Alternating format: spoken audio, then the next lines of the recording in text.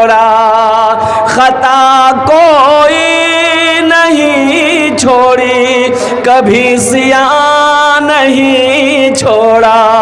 बस अब करता हूँ मैं तौबा इलाही, दरगुजर कर दे।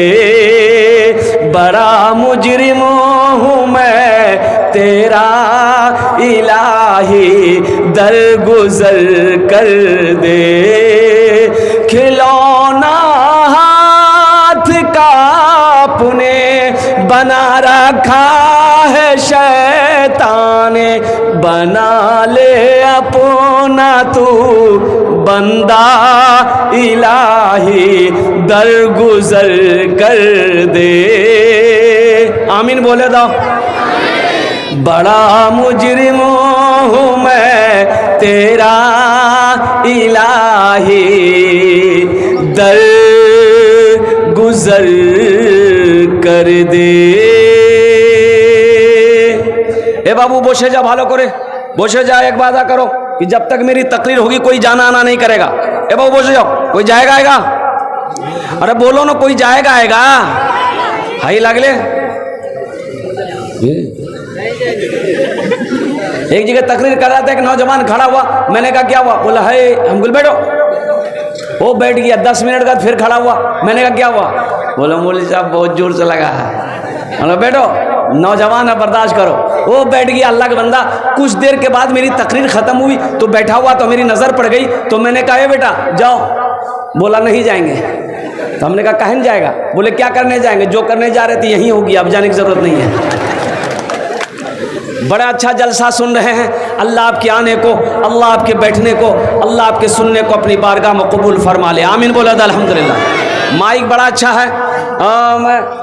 मैं कहूँगा कि माइक वाले से, ऑपरेटर साहब से अपना नंबर दे दीजिएगा, आपको कलकत्ता ज़रूर बुलाएंगे। थोड़ा अगर हो सके तो साउंड थोड़ा बढ़ा दो।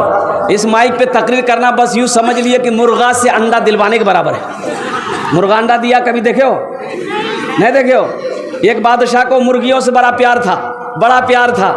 एक आदमी को मुकर्रर कर रखा था कि मुर्गियों को चारा खिलाओ, चारा खिलाओ, दाना खिलाओ, रोटी खिलाओ, भात खाए और रसगुल्ला खाए तो रसगुल्लो खिलाओ।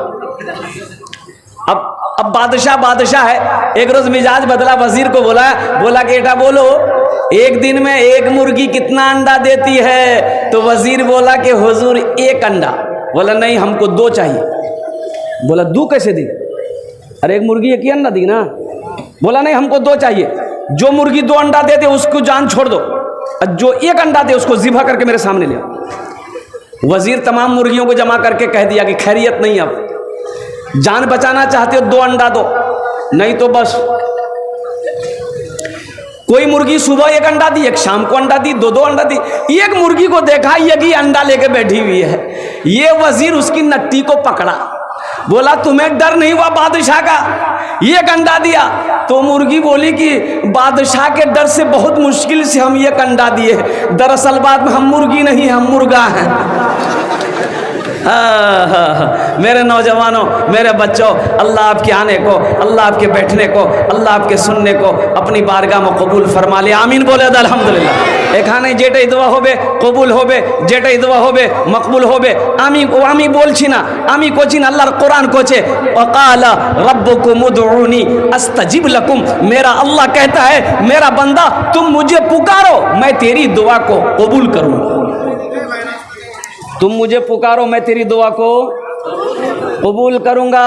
और मेरे अल्लाह के सिवा दुआ कबूल करने वाला कोई नहीं है, मेरे अल्लाह के सिवा देने वाला कोई नहीं है, मेरे अल्लाह के सिवा खिलाने वाला कोई नहीं है, वही मेरा रब है। एक इमाम साहब तकरीर कर रहे थे कि अल्लाह सबको खिलाता है, जो नहीं खाता है खाना चाहता अल्लाह उसको भी खिलाता है, जो नहीं खाना चाहता अल्लाह उसको भी खिलाता है। एक नौजवान बोला कि कैसे खिला देगा, हम नहीं खाएंगे, अल्लाह कैसे खिला देगा? बोला खिलेबे करेगा। बोला हम नहीं खाएंगे। बोला कैसे नहीं खाओगे? घर चले आया, स्ट्राइक कर दिया, बोला हम खाना नहीं खाएगा। अब माँ तो माँ होती है ना, माँ बोले बेटा खाए ले, अरे चट्टी चट्टी खाना खाए ले बेटा, अरे सूखा हो जाएगा, कमजोर हो जाएगा। माँ से बोला कि नहीं, हमने हड़ताल किया है, देखते हैं इमाम साहब की बात सच्ची है या मेरी जिद पूरी होती। 2 टाइम खाना नहीं खाया घर में, तो माँ परेशान हो गई। ये नौजवान सोचा घर में रहेंगे ना माँ परेशान करेगी, जंगल चला गया, पास में जंगल था, जंगल चला गया कि जंगल में रहेंगे कोई परेशान नहीं करेगा, देखें अल्लाह हमको कैसे खिलाता है। माँ ना थाल में खाना सजा कर लेकर जंगल चली गई। मेरे लाल, मेरे कलेजे का टुकड़ा, खाना खा ले बेटा, कमजोर हो जाएगा। बेटा बोला कि नहीं खाएगा, रख दे उधर। माँ खाना रख के चली आई कि भूख लगेगी ना, खा लेगा। ये नौजवान सोचा खाने के पास रहेंगे ना तो चाहत बढ़ेगी, इसलिए खाना यहां रखा और कुछ दूर जाकर सो गया। कुछ डाकू लोग वो डकैती करने के लिए कहीं जा रहा था, मशवरा करना था, तो वो जंगल में चला गया। तो देखा इतना खुशबूदार खाना, बेहतरीन खाना, तो एक डाकू खाना चाहा तो डाकू का सरदार मना किया, हरगिज नहीं, खाने में हाथ मत लगाना, हो ना हो इस खाने में जहर हो, हम लोगों को मारने की किसी ने साजिश रची हो, पता करो, देखो कोई होगा, जंगल में जरूर होगा, कोई होगा, देखो तो। गया एक सिपाही, देखा सोया हुआ, पकड़ा कॉलर, घसीट के लिए आया। तो डाकू का सरदार बोला कि ये खाना किसने रखा? बोला हम रखे। बोला कि खाने में जहर है? बोला नहीं जहर नहीं है। बोला खा खाना। बोला हम नहीं खाएंगे। बोला कैसे नहीं खाएगा? तब इसका मतलब है कि जहर है खाने में। 50 जूता मारो इसको। अब वो जूता जब पड़ना शुरू हो गया इसको, तो 25 जूता में बोला कि नहीं हम खाएंगे। खाना खा लिया, दौड़ा हुआ मस्जिद के इमाम साहब के पास गया, बोला इमाम साहब आप ये तो बोले कि अल्लाह सबको खिलाता है, लेकिन ये नहीं बोले जो नहीं खाता अल्लाह उसको जूता मार मार के खिलाता है। बोला बात समझ में आ गई। ए नौजवानों, अल्लाह से जुड़ो, अल्लाह से लो लगाओ, वो मेरा अल्लाह खिलाने वाला है, वो मेरा अल्लाह रोजी देने वाला है, उसे वही अल्लाह ने पैदा किया है, वही अल्लाह एक दिन मौत देगा, फिर मेरा अल्लाह हशर के मैदान में पूछेगा मेरा बंदा दुनिया से आया है, मेरे लिए क्या लाया, मेरे लिए क्या लाया है।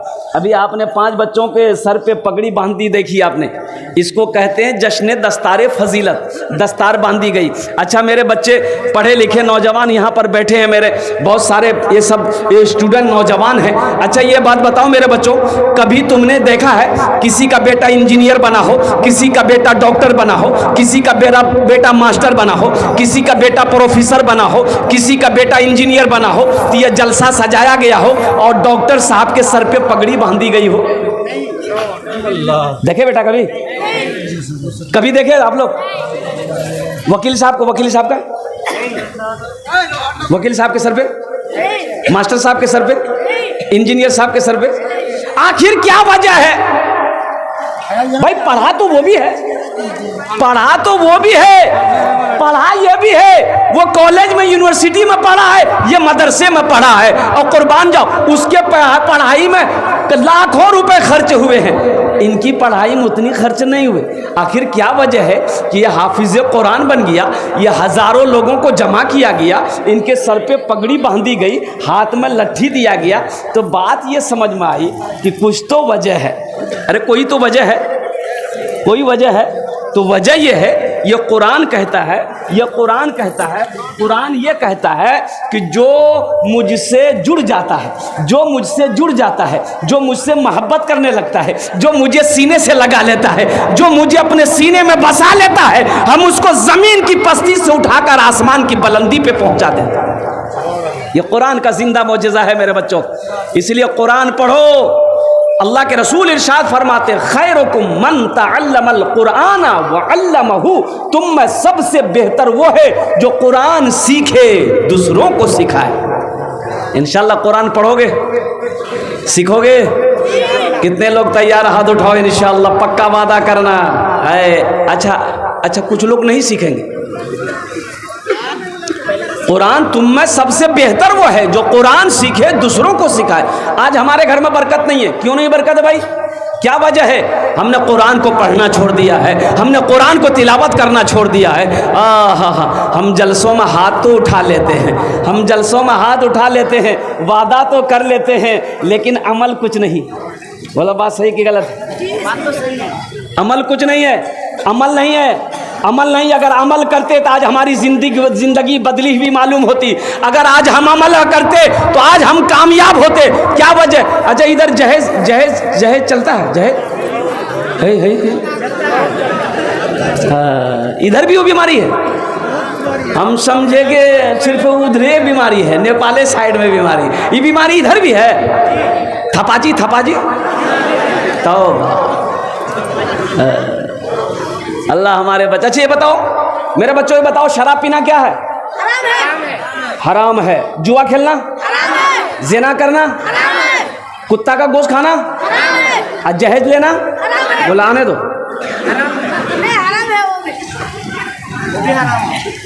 सोचो मांग कर जहेज लेना भी तो हराम है। अल्लाह के रसूल सल्लल्लाहु अलैहि वसल्लम ने 11 निकाह किया। बताओ जहेज लिया? सहाबाए किराम ने शादी किया, निकाह किया, जहेज लिया? अच्छा तुम्हारे इलाके में कोई आलिम दीन निकाह करते हैं, शादी करते हैं, क्या वो जहेज लेते हैं? जहेज लेते हुए देखे है? ये बच्चा सब तो फंसा देगा। बोलता हाँ लिया है।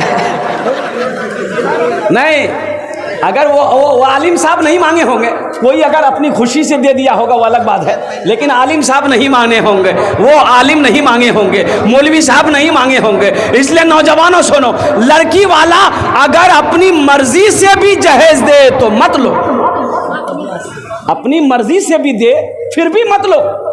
बोलो नहीं आपकी जहेज मुझे नहीं चाहिए, आप सिर्फ अपनी बेटी दे दो। एक बात याद रखना, अगर किस्मत में दौलत है, अगर तकदीर में अल्लाह ने दौलत लिख दिया है मेरे बच्चों, एक बात याद रखो, तुम किसी से भीख मत मांगो, तुम किसी से जहेज मांग कर ना लो। अगर तकदीर में अल्लाह ने दौलत लिख दिया है, उस लड़की के साथ नबी के सुन्नत के मुताबिक निकाह कर लो। अल्लाह निकाह की बरकत से अगर तुम मिट्टी को छुओगे, अल्लाह उसे सोना बना देगा। इंशाल्लाह वादा करो कि ना जहेज लेंगे ना जहेज देंगे इंशाल्लाह। कितने लोग तैयार है? जरा हाथ उठाओ। ना जहेज लेंगे ना जहेज देंगे इंशाल्लाह। वाह वाह। आज जो ले लिए हो वो रिटर्न नहीं होगा। एक लड़की वाला को पता चला कि एक लड़का एमए पढ़कर आया है, संस्कृत पढ़कर आया है, बाहर से आया है, बड़ा अच्छा रहेगा, मेरी एकलौती बेटी है, उसका भी एकलौता बेटा है, अगर ब्याह हो जाए शादी हो जाए तो बड़ा अच्छा रहेगा। अपनी बेटी की तस्वीर लिया, एक आदमी को साथ लिया, बोलो भाई चल तो चल ओखाने चलो। वो लड़के वाले के यहाँ गया, अपनी बेटी का फोटो दिखाया लड़के के बाप को, यार एटा हमार मई देखो ना भालो आछे कि ना। तो लड़का वाला देखा, बोला कि ना अपनार मई तो ब्यूटीफुल, हाँ हमको पसंद है, मेरा बेटा को दिखा दीजिए, मेरा बेटा को दिखा दीजिए। और बेटा ने देखा तो बोला कि अब्बा एक तो लड़की हमको चाहिए, ये लड़की खूबसूरत है, पसंद हो गया। तो लड़की वाला बड़ा खुश हुआ कि चलो मेरी बेटी का सिलेक्शन हो गया, तो चलो कुछ लेन देन की बात कर लें, क्या लेगा नहीं लेगा इन लोग। तो लड़की के बाप से बोला, लड़के के बाप से बोला कि समझी जहेज में क्या लेगा? बोला हमको कुछ नहीं चाहिए, मेरे बेटा से पूछो। तो बेटा को सामने बिठाया लड़का को, तो लड़की वाला बोला कि बेटा जहेज में क्या लोगे? टाइटन की घड़ी लोगे या सोनाटा घड़ी लोगे? क्या लोगे, कौन सी घड़ी लोगे? तो लड़का संस्कृत पढ़कर आया था, तो संस्कृत में लड़का बोला ना। बोले कि बोलो, ये तो ना भी बोल रहा हाँ भी बोल रहा। उसके साथ में जो था बोला फिर पूछो। फिर पूछा कि बेटा क्या लेगा? वॉशिंग मशीन लेगा? Washing machine. लड़का बोला ना। भाई बात समझ में नहीं आ रही कि ना बोल रहा कि हाँ बोल रहा। बोला फिर पूछो। बोला बेटा क्या लेगा? फ्रिज लेगा? फ्रिज। तो लड़का बोला ना। तो लड़की वाला को गुस्सा आया, बोला खुल के बोलो, क्या बोलेगा? समझ में नहीं आ रही, खुल के बोलो। तो लड़का बोला यामा। बोलो बात समझ में, यामा लेगा। या मालेगा। इसलिए नौजवानों तौबा करो, जहेज मांग कर नहीं लेना है, किसी लड़की वाले को परेशान नहीं करना है, अरे कोई किसी को मुसीबत में नहीं डालना है। आज हमारी बहुत सारी बेटियां सिर्फ जहेज की वजह से जवानी ढल गई, घर के अंदर में शादी नहीं हुई, इसलिए कि बाप गरीब है, उसके पास देने के लिए जहेज के लिए पैसा नहीं है, अपाची थपाची के लिए पैसा नहीं है। अब बताओ उन बच्चियों की आहा लगेगी कि नहीं लगेगी? इसलिए नौजवानों, नबी के सुन्नत के मुताबिक निकाह करना, नबी के सुन्नत के मुताबिक निकाह करोगे, अल्लाह निकाह की बरकत से तेरे घर में खुशहाली पैदा फरमा देगा। जो औलाद पैदा होगी वो नेक और साले पैदा होगी। इंशाअल्लाह नबी के सुन्नत मुताबिक निकाह करोगे भाई, निकाह करोगे इंशाअल्लाह। अच्छा, एक लड़का ना 40 साल उम्र हो गई, उसकी शादी नहीं हो रही थी। उसकी वजह है कि वो जिस लड़की को देखता था ना उसको छांटता था। ये लड़की देखो, बोले नहीं इस लड़की से नहीं करेंगे। काहे नहीं करोगे? बोले इसका नाक बहुत ऊंचा है, छांट। इससे करो, बोले नहीं इस लड़की का आँख टेढ़ा है। इससे करो, बोले नहीं इसका चलते हुए पैर लग जाता है। अच्छा इसको देखो, बोले नहीं काली है। इसको देखो, बोले नहीं इसका दांत निकला हुआ है। छांटते छांटते छांटते 40 साल उम्र हो गई। तब इसका जीजाजी बोला कि अब तुम्हारी शादी नहीं होगी। बोला काहे ना होगी? बोला अब बुढ़वा से शादी कौन करेगा? 40 साल के बाद बुढ़ापा शुरू हो जाता है, अब शादी नहीं होगी।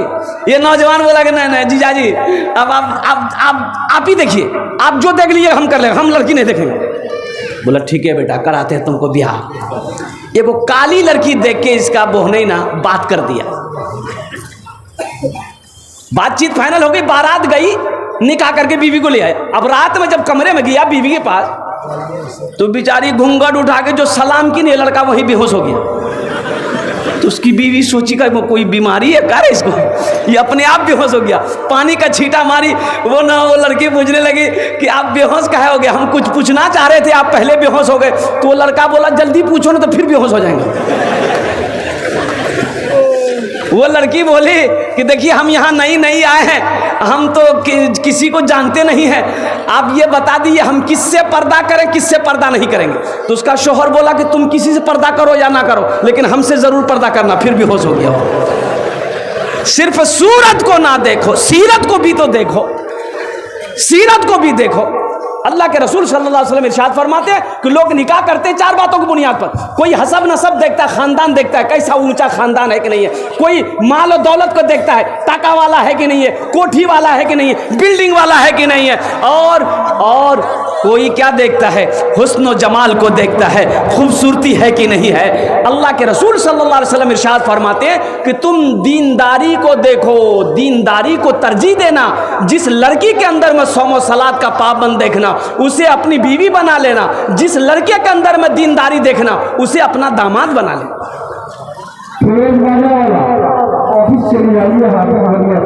यहाँ तो आलम यह है, यहाँ तो आलम यह है। हम लोग लड़का देखने जाते हैं, सिलेक्शन करते हैं, बोले नहीं लड़का बहुत हीरो है, नहीं लड़का हीरो है, हाँ हीरो है, खड़ा होकर पेशाब करता है, लड़का हीरो है। तो जब जो खड़ा होकर पेशाब करता वो हीरो हो गया, तो जितना गधा लोग खड़ा होकर पेशाब करता तो गधा लोग भी हीरो हो गया। भाई सोमो सलाद देखो, अभी तो ये पैंट निकली है, हमारा बच्चा लोग पहना है, ये देखिए पैंट सामने है, इस पैंट का नाम है जीन्स पैंट। तौबा करो, अल्लाह माफ करे। इस पैंट से, ये पैंट पहन के सही से बैठ नहीं पाता बच्चा मेरा, ये नौजवान लोग नहीं बैठ, अगर पेशाब लग जाए मुसीबतें है उसके लिए। पहली बात तो सही से बैठ नहीं पाता, पेशाब करने के चुकू मार के बैठता है, ऐसे कुकरू को बैठता है। आधा पेशाब जमीन में गिरता है और आधा पेशाब रुक जाता है। जब ये खड़ा होता है चैन लगाता है, आधा पेशाब पेंटे में हो जाता है। बोलो बात सही कि गलत है? बोलो, बताओ तुम पाक कैसे रहोगे? हम तो वही कहते हैं, ये फिल्मिस्तान का ये लोग नकल कर रहा है, ये नक्काली हमारा बच्चा फिल्म के हीरो नचनिया लोगों को देखकर कर रहा है। एक ज़माना था पहले हीरो लोग ढीला ढाला पैंट पहनता था, है ना, वो इतना बड़का मोरी था कि उसमें एक आदमी घुस जाता। वो ढीला पहना, ये भी ढीला पहना। अच्छा वो टाइट किया, ये भी टाइट किया। अभी तो फटा पैंट है, फटा पैंट है कि नहीं? एक नौजवान को देखे यहाँ फट्टा, यहाँ फट्टा, यहाँ फट्टा, पीछो फट्टा था। कुर्बान जाओ नौजवानों, हम तो कहते हैं नक्काली कर रहा है ये हीरो लोगों का, तो वो ढीला पहना, ये भी ढीला किया, वो टाइट किया, ये भी टाइट किया, वो फाड़ा, ये भी फाड़ा। अब डर है कि कहीं वो ना खोल दे, ये भी खोल देगा, बोले झमेले खत्म हो गए। तौबा करो नौजवानों, अगर नक्काली करनी है हजरत अबू बकर सिद्दीक की करो, हजरत उमर बिन खत्ताब की करो, हजरत उस्मान गनी की करो, हजरत अली की करो, और कुर्बान जाओ अल्लाह के नबी जनाब मोहम्मदुर रसूलुल्लाह सल्लल्लाहु अलैहि वसल्लम से बढ़कर कोई आइडियल है? अल्लाह के रसूल की नकल करो, अल्लाह के रसूल को अपनी ज़िंदगी का आइडियल बनाओ, अपनी ज़िंदगी का हीरो अगर किसी को बनाना है अल्लाह के रसूल जनाब मोहम्मदुर रसूलुल्लाह सल्लल्लाहु अलैहि वसल्लम की ज़ात को बनाओ, तो ये दुनिया भी अच्छी गुजर जाएगी, आखिरत भी सवर जाएगी इंशाअल्लाह। नबी के सुन्नत के मुताबिक ज़िंदगी गुजारोगे नौजवानों, हाथ उठाओ इंशाअल्लाह, वादा करो नबी के सुन्नत के मुताबिक। वाह वाह। अच्छा, दाढ़ी दाढ़ी दाढ़ी रखना क्या है? सुन्नत है। अच्छा, ये एक चीज़ें बताओ नौजवानों, दाढ़ी किसको निकलती है? औरत को निकलती है या मर्द को निकलती है? मर्द को। आज जो छिला दे बोलो बोलो। लेकिन ये दाढ़ी भी बड़ी जिद्दी है, ये दाढ़ी भी बड़ी जिद्दी है। जब भी निकलती है मर्द के चेहरे पे ही निकलती है, औरत के चेहरे पे कभी दाढ़ी देखा? लेकिन ये बुधवा को देखिए, जैसे ही दाढ़ी निकलेगा नाई की दुकान में चला जाएगा, नाई को बोलेगा ना छिलो, दाढ़ी कहती है नहीं नहीं नहीं, नहीं हमको मत छिलो, तुम मर्द हो। ये बोलता नहीं हम मर्द नहीं, हम वो हैं। नौजवानों, नबी की सुन्नत से अपने चेहरे को सजाओ मेरे बच्चों। अरे मोमिन की शान वो होनी चाहिए, मोमिन की शान वो होनी चाहिए जिस गली से मोमिन गुजर जाए, मुसलमान गुजर जाए, उसकी खुशबू बता दे कि इधर से कोई मुसलमान गुजरा। मोमिन की ये शान होना चाहिए। इसलिए मेरे बच्चों, अपनी ज़िंदगी के अंदर में, अपनी ज़िंदगी के अंदर में दीन लाओ, अपनी ज़िंदगी के अंदर में। अच्छा, इंशाल्लाह ये तो पैगाम मेरा हो गया है। बस नमाज के लिए एक पैगाम है, नमाज किसी भी हालत में माफ़ नहीं है। नमाज जब तक होशो हवास में हो, वक्त नमाज का हो गया है, उस वक्त भी तेरे ऊपर नमाज फ़र्ज है। नमाज किसी भी हालत में माफ़ नहीं है। हाँ, नमाज माफ़ है। कब माफ़ है? दो किस्म के लोगों पर नमाज माफ़ है। दो किस्म के लोगों पर नमाज, किसके ऊपर? पागल के ऊपर नमाज माफ़ है। पागल के ऊपर में वो जब तक उसका मेंटल डिस्टर्ब है, जब दिमागे नहीं है तो नमाज कैसे पढ़ेगा? अब किधर रुक कर पढ़ेगा? उसको मेंटल है ही नहीं। तो जब तक वो अच्छा ना हो जाए नमाज माफ़ है। और दूसरा वो आदमी जो मर गया, वह मुर्दा पर नमाज है? अरे बोलो, मुर्दा पर नमाज है? मुर्दा पर नमाज माफ़ है, मरने के बाद नमाज नहीं है, नमाज माफ़ है। अब जो नमाज नहीं पढ़ते हो, समझ लो ये कौन कैटेगरी में हो तुम? दोनों में से कौन कैटेगरी में हो? पागल हो? इसलिए मेरे बच्चों, मेरे नौजवानों, इंशाअल्लाह वादा करो कि हम सब इंशाअल्लाह पांचों वक्त, जो बच्चा मेरा नौजवान आज तक मस्जिदों से दूर थे, सजदों से दूर थे, एक वादा करो कि हाँ हमसे गलती हुई है, हमसे भूल हुई है, हम नमाज से गफलत बरत रहे थे, हम नमाज से दूर थे, मस्जिदों से दूर थे। इंशाअल्लाह इस जलसे के बाद एक पैगाम लेकर उठो मेरे बच्चों कि इंशाअल्लाह हम पाबंदी के साथ पांचों वक्त की नमाज पढ़ेंगे इंशाअल्लाह। कितने लोग तैयार हैं? जरा हाथ उठाओ, हम दुआ करेंगे इंशाअल्लाह।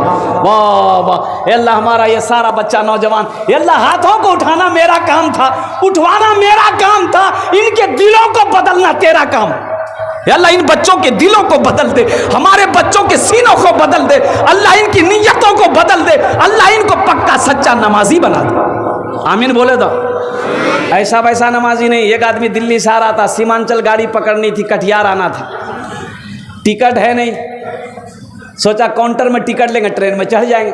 लेकिन काउंटर में आया तो बहुत भीड़, इतनी भीड़ थी कि सोचा अगर टिकट लेते हैं तो गाड़ी छूट जाएगी, फिर 24 घंटा बाद हमको गाड़ी मिलेगी, तो टिकट नहीं बनाया, बगैर टिकट का ट्रेन में चढ़ गया कि टीटी आएगा ना तो फैसला कर लेंगे। आदमी था बिहार का, बड़ा चालाक आदमी था। ट्रेन खुल गई, थोड़ी देर के बाद देखा टीटी आ रहा है, बैग खोला, चादर निकाला, ट्रेन में बिछा, नियत बहाना अल्लाहु अकबर। टीटी के बगल में खड़ा हो गया कि सलाम फेरेगा, टिकट लेंगे। आई सलाम फेर के क्या कनखी मार के देख लिया कि टीटी खड़ा है, सलाम फेरा, फिर नियत बांध लिया अल्लाहु अकबर। टीटी को ये मौके नहीं देता था बोलने का। टीटी भी बड़ा जिद्दी था, पलथी मार के बैठ गया, बोला पढ़ो तुम कितनी नमाज पढ़ते हो। हमको आइडिया लग गया कि तुम्हारे पास टिकट नहीं है, हम जब तक टिकट लेगा नहीं हिलेगा नहीं यहाँ से। तो ये भी बिहार का था, दिले दिल सोचा कि तुम भागोगे कैसे, हमको पता ना है। बस सलाम फेर कर खड़ा हुआ। ये नौजवान बोला कि नियत करता हूँ मैं 200 रकात नमाज की, दिल्ली से लेकर पटना तक, अल्लाह अकबर। टीटी भाग गया, बोला कि नहीं तुम नमाज पढ़ते हो, हम टिकट नहीं लेंगे। अल्लाह हमारे बच्चों को, नौजवानों को पांचों वक्त का पक्का सच्चा नमाजी बना दे। मुअज़्ज़ज़ सामीन किराम, अज़मत कुरान क्या है। नौजवानों, आखिरत को सामने रखो, मौत सामने खड़ी है। रब कदीर ने बेकार पैदा नहीं किया है, यूं ही पैदा नहीं किया। अल्लाह का कुरान कहता है वमा खलक़तुल जिन्ना वल इंसा इल्ला लियअबुदून। मेरा अल्लाह कहता है कुरान में, कुरान पढ़ो ना। यही तो मैं कहता हूँ, मदरसा यही पैगाम तो देता है, मदरसा यही पैगाम देता है। आखिरत क्या है, जिंदगी क्या है, माँ क्या है, बाप क्या है, भाई क्या है, ये कौन बताएगा? कुरान बताएगा। यूनिवर्सिटी नहीं बताएगा, कॉलेज नहीं बताएगा। माँ बाप का मकाम क्या है ये कौन बताएगा? कुरान पढ़ो ना। कुरान ना बताएगा कि कॉलेज में पढ़ा बताया जाएगा, यूनिवर्सिटी में नहीं बताया जाएगा माँ बाप का मकाम क्या है, आखिरत क्या है, दुनिया क्या है, हलाल क्या है, हराम क्या है, सच क्या है, झूठ क्या है, ये कुरान बताएगा। इसलिए कुरान से लो लगाओ नौजवानों, आखिरत को संवारो, कब्र की तैयारी करो, हशर के मैदान की तैयारी करो। अरे जहां मरने के बाद कोई किसी का नहीं होगा, कोई किसी का नहीं।